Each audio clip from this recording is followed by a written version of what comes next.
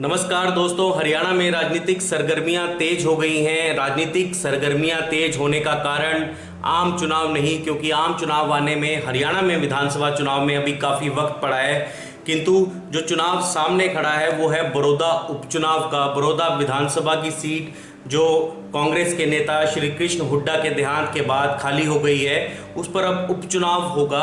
और इस उपचुनाव के कारण ही आप देखेंगे कि सभी राजनीतिक दलों ने अपनी पूरी ताकत इस उपचुनाव में लगा रखी है। अब यदि हम बड़ौदा विधानसभा के बारे में बात करें तो बड़ौदा विधानसभा कांग्रेस का गढ़ कहा जाता है। भूपेंद्र सिंह हुड्डा की यहाँ पर काफ़ी अच्छा उनका रसूख है। यदि आप पिछली बार के 3 चुनाव देखें तो उन तीनों चुनावों में कांग्रेस को यहाँ से जीत हासिल हुई है। और इस 3 चुनाव से पहले ये जो गढ़ माना जाता था, ये माना जाता था इंडियन नेशनल लोकदल का। किंतु आप देखें कि पिछली 3 बार के चुनाव से, यानी कि तकरीबन 14-15 साल में इनेलो के वर्चस्व में गिरावट आई है और उसे सीटों का नुकसान उठाना पड़ा है। तो वहीं पर जो गैप क्रिएट हुआ था बड़ौदा विधानसभा में, तो उसको एनकैश किया, या उसको मैं ये कहूँगा स्पष्ट शब्दों में कि कांग्रेस ने वहाँ पर अपना रसूख बनाने का काम किया। और पिछली 3 बार से यहाँ पर कांग्रेसी उम्मीदवार विजयी हो रहे हैं। यहाँ पर मैं आपको कुछ और भी बताना चाहूँगा। जब 2019 का लोकसभा चुनाव हुआ और कांग्रेसी नेता भूपेंद्र सिंह हुड्डा ने यहाँ से चुनाव लड़ा, उनके बेटे ने रोहतक से चुनाव लड़ा, दोनों ही सीट कांग्रेस हार गई।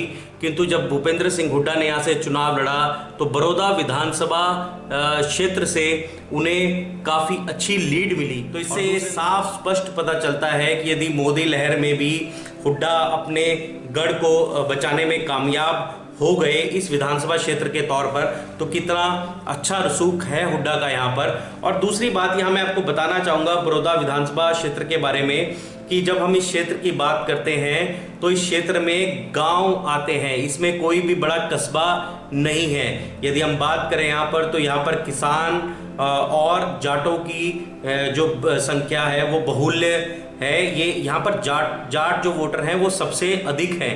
तो इसमें कोई संदेह नहीं होगा कि भारतीय जनता पार्टी और जननायक जनता पार्टी भी अपनी तरफ से किसी जाट कैंडिडेट को यहाँ पर उतारे। ये काफ़ी बड़ा टेस्ट है मनोहर लाल खट्टर सरकार के लिए, क्योंकि जब हमने पिछली बार बात करी थी जींद उपचुनाव की, तो वहाँ पर जो यदि हम प्रतिशत देखें, जो जातियों का प्रतिशत देखें, तो काफ़ी मिला जुला था। किंतु ये जाट बहुल्य है और कांग्रेस का गढ़ है। यदि मनोहर लाल खट्टर इस गढ़ को जीतने में कामयाब होते हैं, क्योंकि बीजेपी यहाँ से पिछले 5-6 बार के चुनाव तो में कोई चुनाव यहाँ नहीं जीती है, और यदि मनोहर लाल खट्टर इस गढ़ को तोड़ने में कामयाब हो जाते हैं तो इनकी बहुत बड़ी उपलब्धि मानी जाएगी। और आप देखें कि इस बीमारी के समय में भी, इस कोरोना काल में भी किस प्रकार से राजनीतिक दल एक्टिव हो गए हैं इस चुनाव को लेकर, क्योंकि ये बहुत ही महत्वपूर्ण चुनाव है। आमतौर पर देखा जाता है कि जब कोई सत्ताधारी दल होता है तो कोई उपचुनाव होता है तो वही उपचुनाव जीतता है, इसके चांसेस ज़्यादा रहते हैं। किंतु कहीं ना कहीं अभी इस उपचुनाव में बड़ौदा उपचुनाव में जो सत्ताधारी दल है भारतीय जनता पार्टी और जननायक जनता पार्टी, इनको पता चल रहा है कि काफ़ी मुश्किल चुनाव है। आप देखें कि भारतीय जनता पार्टी ने रणजीत सिंह चौटाला को अभी से मैदान में लगा दिया और वो जाकर लोगों से मिल रहे हैं, बातचीत कर रहे हैं, क्योंकि कहीं ना कहीं जब ये इनेलो का गढ़ रहा था तो उन वोटरों को रिझाने की कोशिश की जा रही है भाजपा और जजपा की तरफ। तो ये बड़ी गौर करने वाली बात है। दूसरी तरफ दीपेंद्र हुड्डा भी अपने ज़्यादातर विधायकों के साथ, कांग्रेस के विधायकों के साथ यहाँ पर बड़ौदा उपचुनाव में डेरा डाल चुके हैं और पूरी तरह से फोकस कर रहे हैं, क्योंकि जैसा कि मैंने पहले भी कहा कि ये उपचुनाव जो है कहीं ना कहीं राजनीति, आने वाली हरियाणा की राजनीति को डिसाइड करने में एक अहम योगदान देगा अपना। क्योंकि यहाँ पर यदि कांग्रेस जीत हासिल कर लेती है तो उसके हौसले बुलंद हो जाएंगे और वो सरकार के ऊपर पूरी तरह से आक्रामक हो जाएगी और वह ये बताना चाहेगी सरकार को कि देख लीजिए आपकी नीतियाँ, आपकी किसान विरोधी नीतियाँ जो हैं वो लोगों को नहीं भा रही हैं।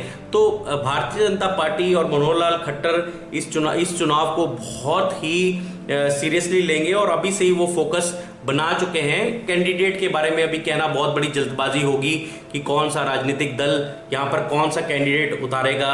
जो मुख्य राजनीतिक दल यहाँ पर चुनाव लड़ते हुए नजर आएंगे वो है कांग्रेस, भारतीय जनता पार्टी और जजपा, जो मिलकर इस चुनाव को लड़ेंगे।